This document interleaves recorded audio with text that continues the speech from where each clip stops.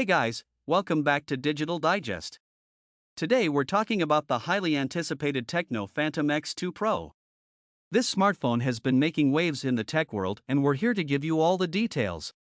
From the latest rumors to confirmed features, we're going to give you an in-depth look at this amazing device. The Techno Phantom X2 Pro is packed with cutting-edge technology.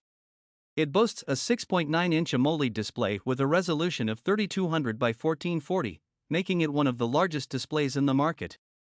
The device is powered by a Snapdragon 888 processor and comes with up to 16 GB of RAM and 1 TB of internal storage. It also features a triple camera setup with a 64-megapixel primary sensor, 12-megapixel ultra-wide sensor, and a 10-megapixel telephoto sensor. The Techno Phantom X2 Pro is equipped with a massive 5000 mAh battery that provides up to a full day of use on a single charge. And when it's time to charge, you won't have to wait long thanks to its 120W fast charging technology. The device runs on the latest Android 12 operating system and features a customized user interface that is optimized for performance and ease of use. The Techno Phantom X2 Pro also comes with a range of AI-powered features, including an AI camera, AI assistant, and more.